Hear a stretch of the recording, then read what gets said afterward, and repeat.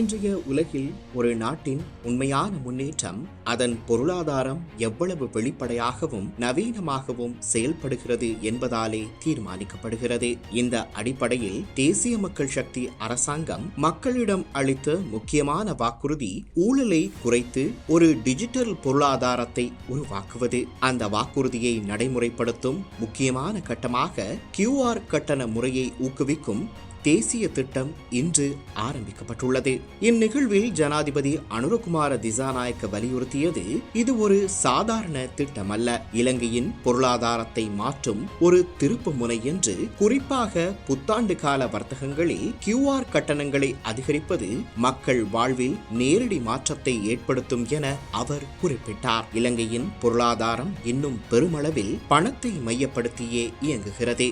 இந்த நிலைமைதான் பல இடங்களில் கண்காணிக்க முடியாத பரிவர்த்தனைகளையும் வரி தவிர்ப்பையும் ஊழலையும் உருவாக்குகிறது. இதற்கு மாற்றாக கேஷ் லைட் எக்கனமி, பண பயன்பாடு குறைந்த பொருளாதாரத்தை உருவாக்க வேண்டும் என்று ஜனாதிபதி வலியுறுத்தினார். QR கட்டணங்கள் மூலம் ஒவ்வொரு பரிவர்த்தனையும் பதிவு செய்யப்படும். இது வெளிப்படைத்தன்மையை அதிகரிக்கும், மோசடிகளை குறைக்கும். இந்த மாற்றத்தில் மிக முக்கியமான அறிவிப்பாக ரூபாய் 5000 வரை QR பரிவர்த்தனைகளுக்கு எந்த சேவை கட்டணமும் இல்லை என அறிவிக்கப்பட்டது. இது சிறு வியாபாரிகள், தெரு விற்பனையாளர்கள், தினசரி வருமானத்தில் வாழும் மக்களுக்கு பெரிய உதவியாக அமையும். டிஜிட்டல் பொருளாதாரம் பெரிய நிறுவனங்களுக்கு மட்டுமல்ல, அடிப்படை மக்களுக்கும் சமமான அணுகலை வழங்க வேண்டும் என்பதே இந்த கொள்கையின் மைய கருத்து. ஜனாதிபதி மேலும் குறிப்பிட்டது, இலங்கையில் ஏற்கனவே வலுவான டிஜிட்டல் கட்டமைப்பு உள்ளது. சுமார் 89% மக்களுக்கு வங்கி கணக்குகள் உள்ளன. CEFTS மூலம் கோடிக்கணக்கான பரிவர்த்தனைகள் நடைபெறுகின்றன. ஆனால் இந்த வசதிகள் முழுமையாக பயன்படுத்தப்படவில்லை.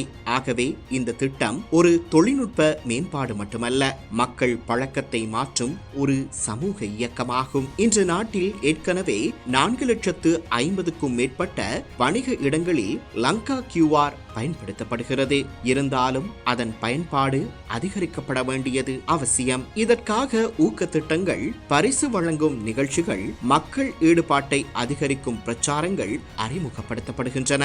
1 மில்லியன் ரூபாய் வரை பரிசுகள் வழங்கப்படும் திட்டங்களும் இதில் அடங்கும். மேலும் இந்த டிஜிட்டல் மாற்றம் அனைவருக்கும் சமமாக சென்றடைய வேண்டும் என்று ஜனாதிபதி வலியுறுத்தினார். நகரம், கிராமம், மொழி, சமூக நிலை என எந்த வேறுபாடும் இல்லாமல் ஒவ்வொரு குடிமகனும் அந்த அமைப்பில் இணைக்கப்பட வேண்டும். வேகமானது, பாதுகாப்பானது, வெளிப்படையானது. இதுவே QR கட்டண முறையின் அடையாளம். இது ஊழலை கட்டுப்படுத்தும் ஒரு சக்தி வாய்ந்த கருவியாக மாறும். இறுதியாக இது ஒரு தொழில்நுட்ப மாற்றம் மட்டுமல்ல, ஒரு பொருளாதார மாற்றம், ஒரு நிர்வாக மாற்றம், ஒரு நாட்டின் எதிர்காலத்தை மறுவடிவமைக்கும் அமைதியான புரட்சி. கடந்த நூற்றாண்டில் இலங்கை தவறவிட்ட மறுமலர்ச்சியின் காலம் இது.